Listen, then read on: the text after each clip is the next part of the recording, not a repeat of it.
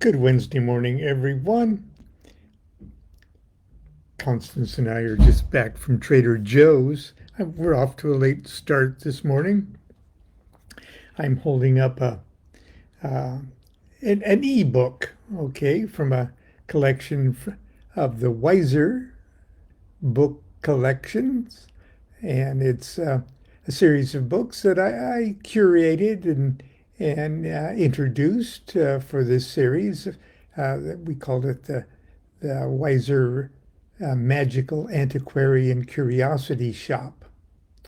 And this one uh, is a story by Bulwer Lytton, Lord Bulwer Lytton. And I'll talk about it in just a second. Uh, and it concerns the Rosicrucians. Okay.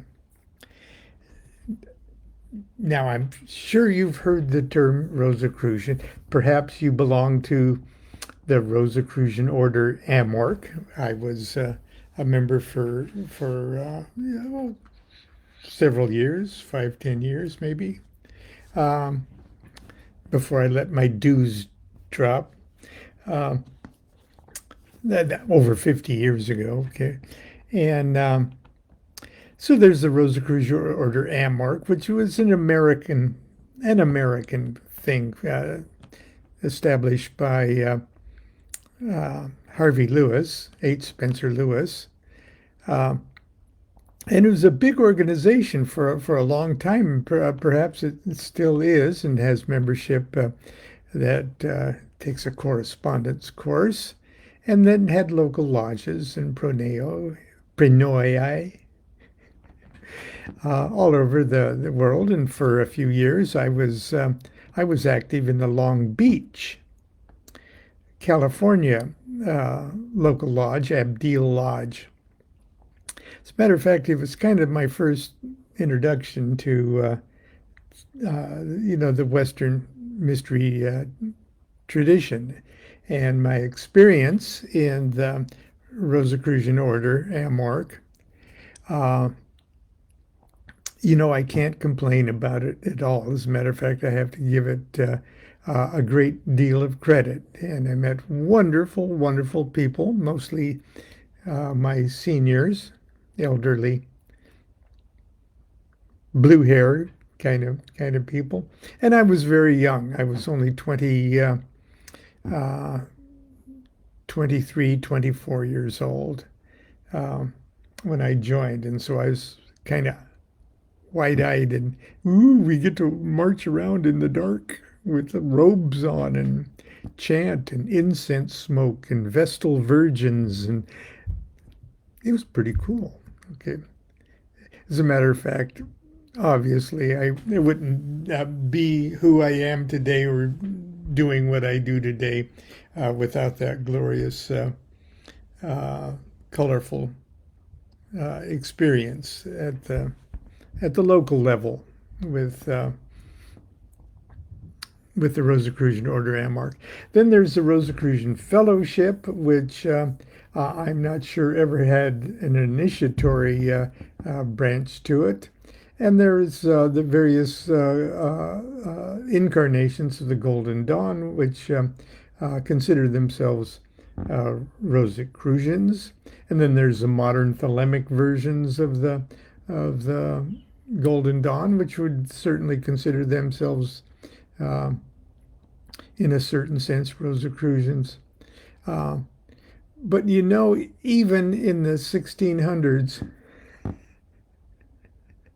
we don't know whether there were any Rosicrucians or if it was just sort of a uh, 16th, 17th century uh,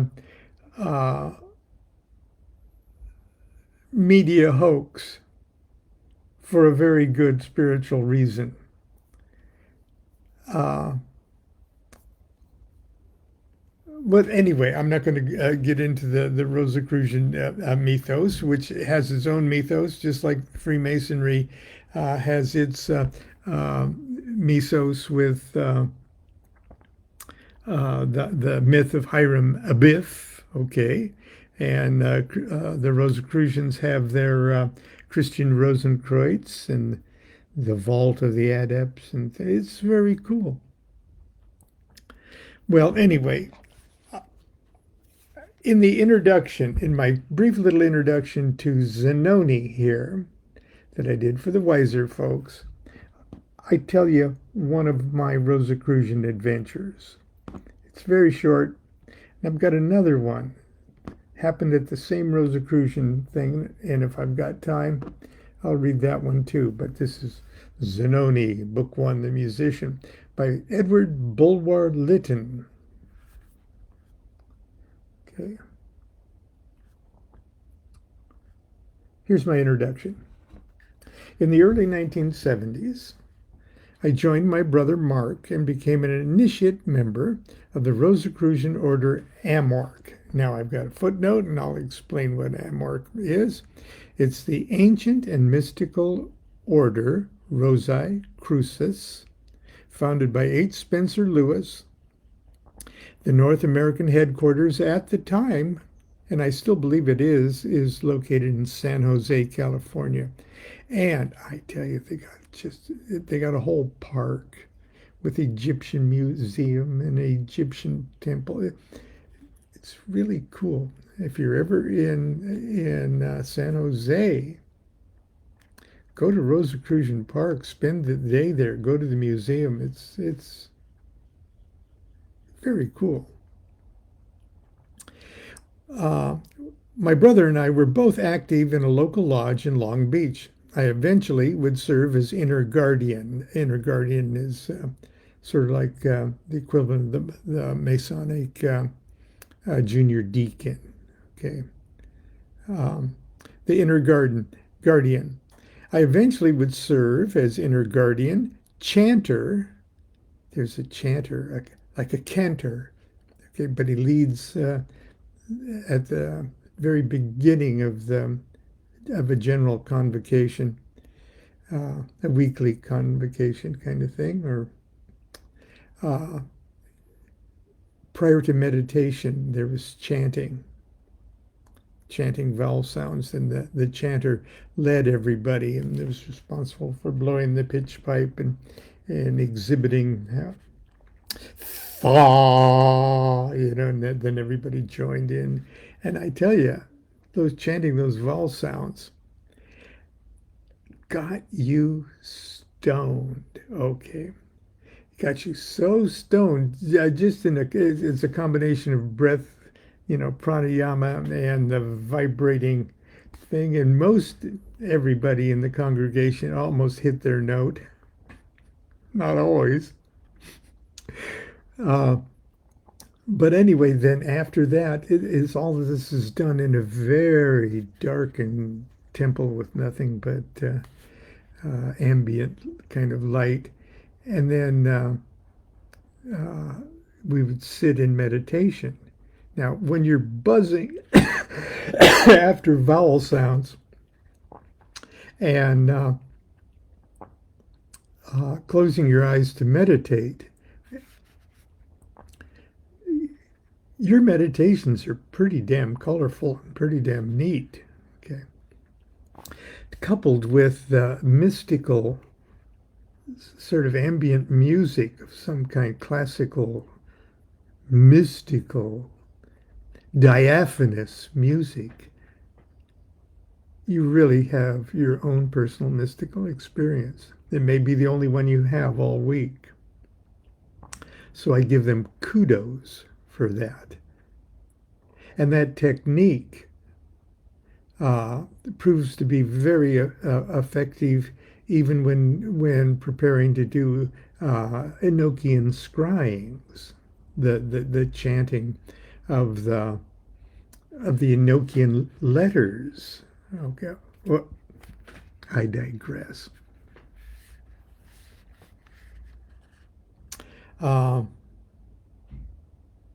I found the experience rewarding and an excellent introduction to the basic format of the Western initiatory traditions. Our lodge had a small but remarkably well-stocked library of mystical books, and I mean a juicy collection. Some of them rather old and rare. One of my voluntary duties was to serve on a rotating schedule as the lodge librarian. I would help check books in and out every week after convocation.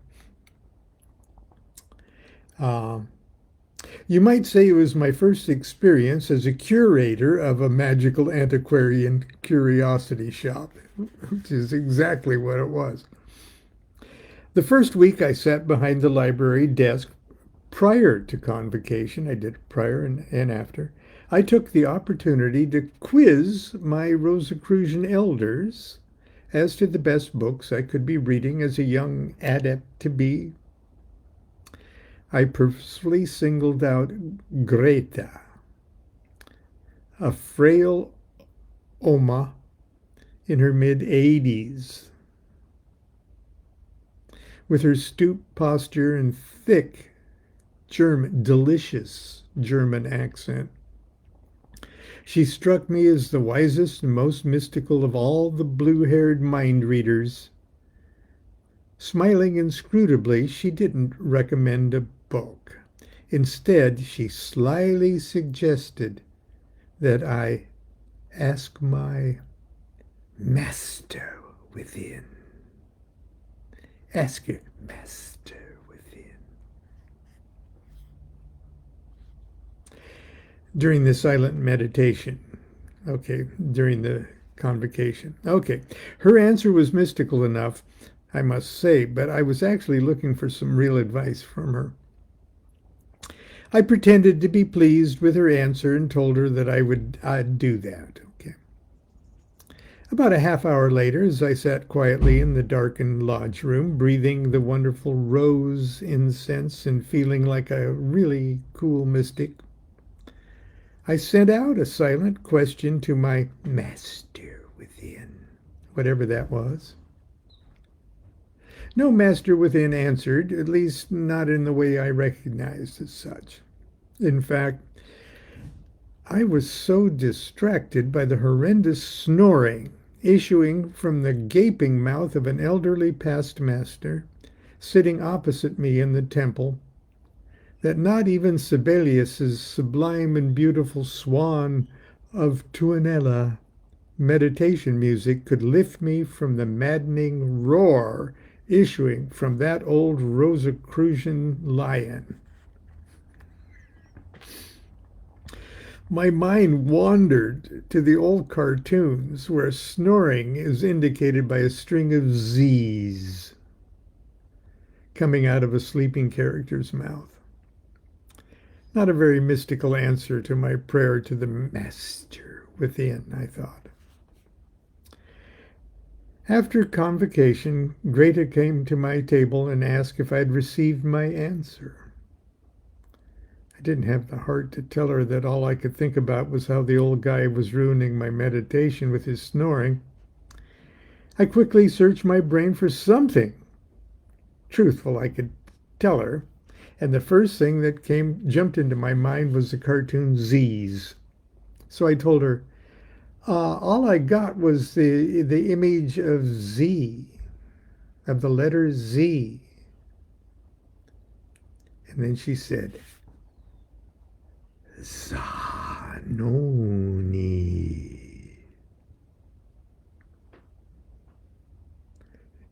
She dramatically hissed through her dentures in the most beautiful accent.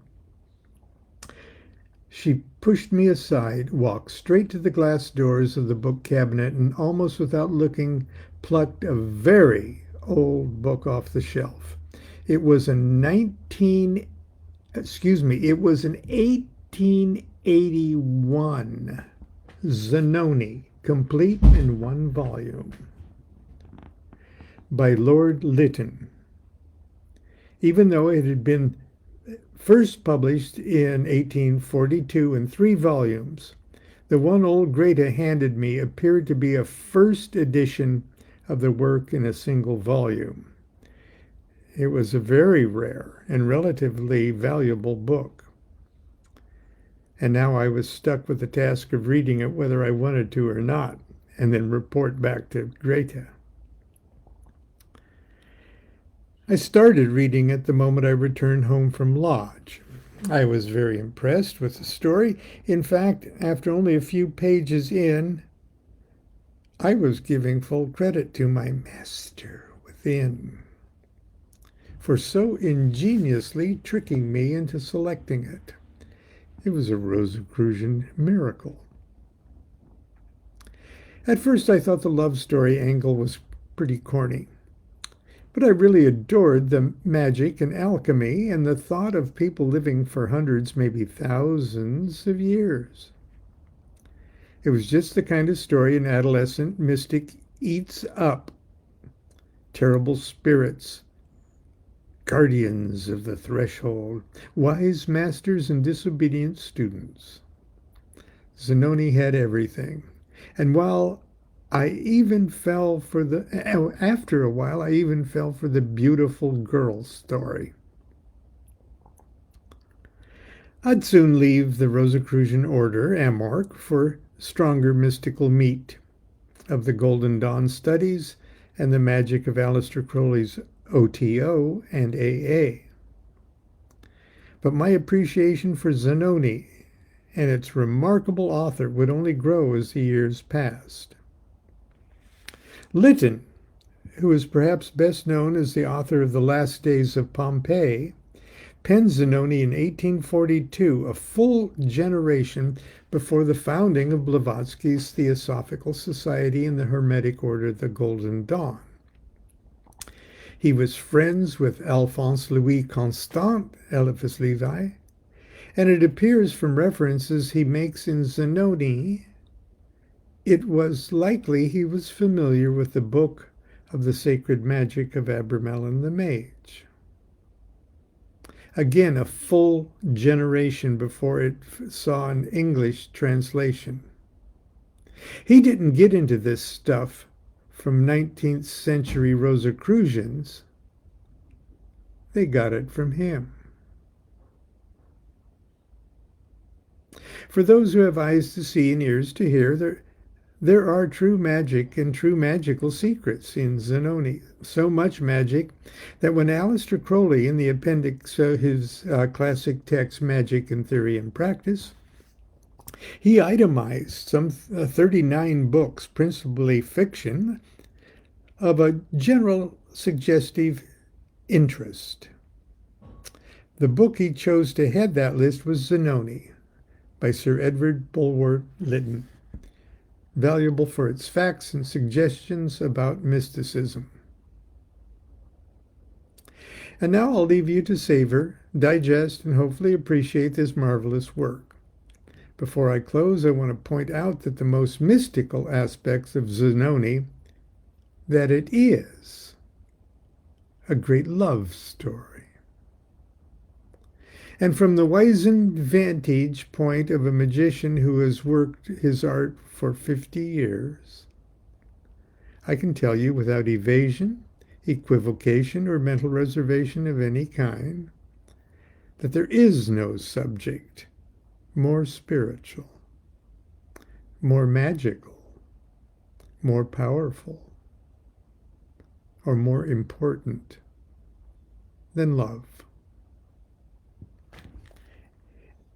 Antiquarianally yours, Lon Milo DuQuette. Okay. Now, I've got another quick Rosicrucian Order Amorc story that has to do with, let's see here if I can find it, has to do with this image of the Hermetic Rose Cross. Okay. Now, it is the back in a very more generalized, using only the colors. It's on the back of every Thoth tarot card. And as a matter of fact, its display on the box of tarot cards uh, of an early edition of the Thoth Tarot was what attracted me to the Thoth Tarot and started all of this madness, okay? And let's see. I got a Rosicrucian Order Amorc story to tell about that, and it's really fast. Let's see here. Uh,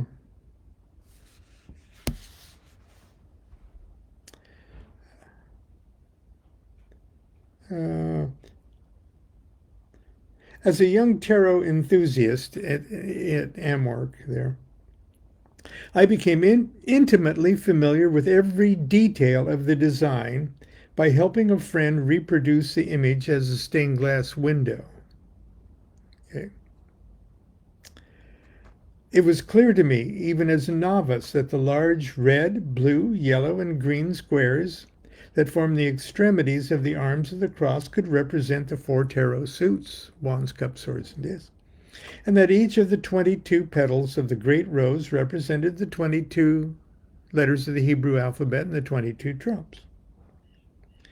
One afternoon after convocation at the Rosicrucian Order Amorc, and they had a big color detailed version made out of wood and colored just in the sort of the entryway to the hall that led to the temple. And the hall was, the walls and the ceiling were painted like huge stones of an interior of an Egyptian pyramid. It was very cool shit. I fell for it. I'm still falling for it. Okay. But I had been working on not only that stained glass, but I was working on paintings that I did of the Rose Cross, complete with all of the pentagrams and other symbols and Hebrew letters. I was working with colored inks. I mean, not colored ink pens, but with pen points and liquid colored ink. That's how crazy I was.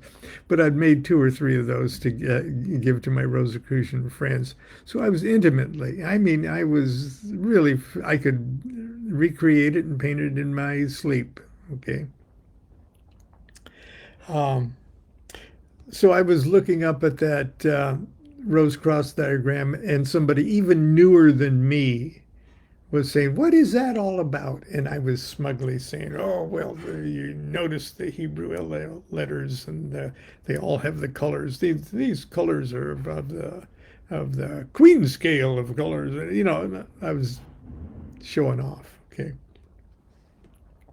I was smugly sharing these observations with another neophyte when I was soundly upbraided by an elderly senior member who fixed his gray gaze on me in the most solemn tone and informed me, "You have seen but the earliest rays." Got it. Point out to you, this is the same guy that was snoring in my last story. But he was an old and venerable past master and one of the founders of the lodge.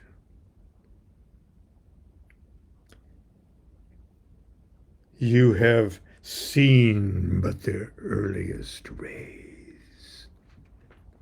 I innocently laughed in his face, not out of disrespect, but because his delivery was so dramatic and corny.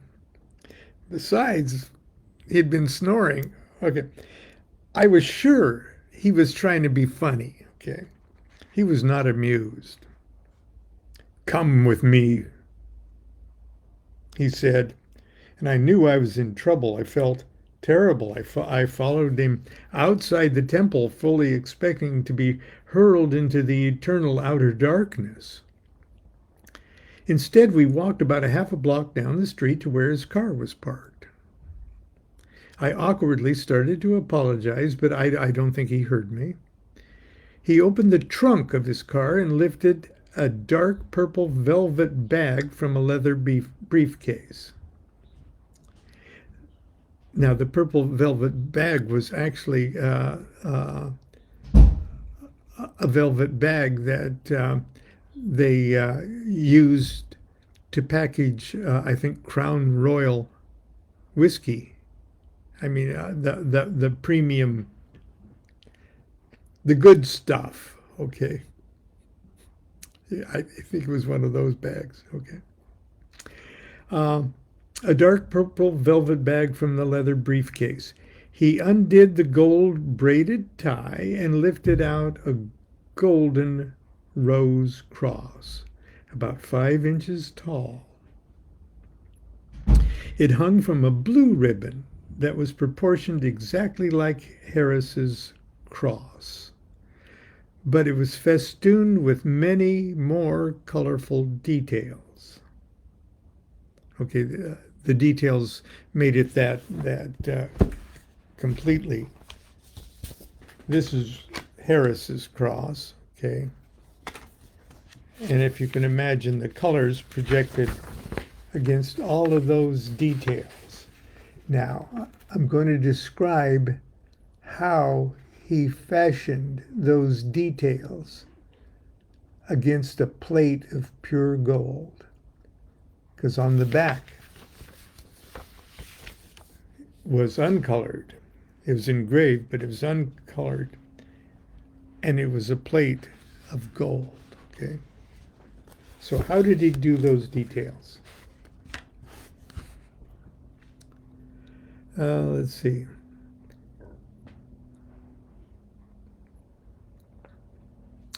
It hung from a blue ribbon and was proportioned exactly like Harris's cross, but festooned with many more colorful details. He didn't say a word. He just held it up about a foot before my eyes and let it twirl slowly in the late afternoon sunlight. It was indescribably beautiful. Every petal of the great rose was brightly enameled and displayed an exquisitely formed Hebrew letter of contrasting color. Upon each arm of the cross was a colored pentagram surrounded by the elemental symbols for fire, water, air, and earth, and spirit. The alchemical symbols for salt, sulfur, and mercury were nestled in the triple lobes that decorated the end of each arm. A hexagram surrounded by colorful planetary symbols was centered upon a white square directly beneath the great rose. The object was obviously made by a skilled craftsman. The only gold visible on the front gleamed from the raised outlines, probably gold wire, that trimmed the edges and each of the 22 petals of the rose. Then each petal was meticulously filled with a rounded drop of colored enamel that gave the appearance of a precious stone. So in other words, each of those petals of that rose was a ring of gold wire. And then a drop of the colored enamel. And the wire held the enamel in. And it filled to the meniscus, so each of the petal was slightly even rounded. Each of the colored petal was rounded at the top. So it looked like rounded drops of jewels of those. It was freaking gorgeous, okay? Each petal meticulously filled with a rounded drop of colored enamel that gave the appearance of a precious stone. The back had no enameling at all, just gold polished to a mirrored finish upon which words were engraved. Now, my street side psychopomp, and this was Long Beach Boulevard in Long Beach, Uh, my street side psychopomp would not let me read what was written on the back.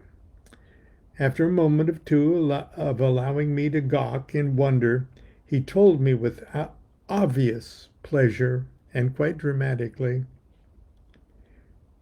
"This is the Rosy Cross. It's all there." He then put it back in the bag and shut the trunk. I would soon learn that this was the device worn as a personal lament of initiates of the Golden Dawn, who achieved the degree of Adeptus Minor, the same degree in which they were required to paint their own deck of tarot cards. However, the years would reveal to me that it is much more than a colorful decoration or a fraternal order's badge of distinction. Properly understood, it is at once the door, the lock, the key to the temple of the Western mysteries. It and the tree of life, which we'll discuss in the next chapter, are quite literally the table of contents of the tarot. And that is from my book, Understanding Aleister Crowley's Thoth Tarot. And that is two of my Rosicrucian adventures that I share with you today.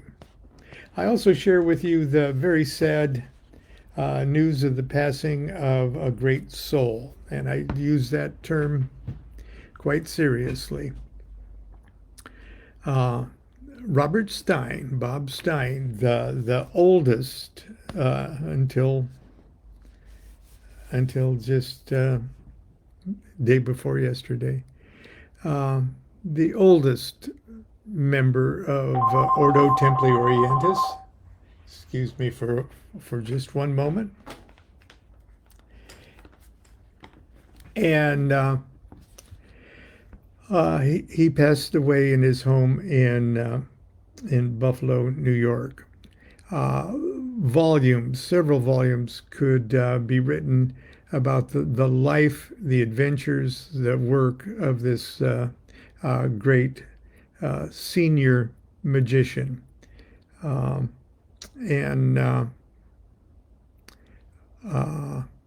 of course, our condolences goes to his daughter Misty and his family. And I'll probably have more to say about Bob Stein. But the tributes and eulogies are pouring in, giving details of his long and colorful life. And I encourage you to read, enjoy, and be edified by them all. So that's, I'll leave you with that sad word. And that's it for today. Continue to be good to yourself, be good to each other. Do what thou wilt, shall be the whole of the law. Love is the law, love under will.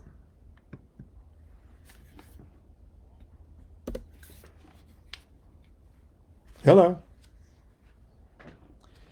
Yes. Who is this?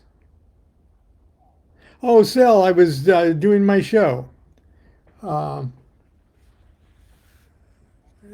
I'm through now. I got to end the video. No, I guess we were both on.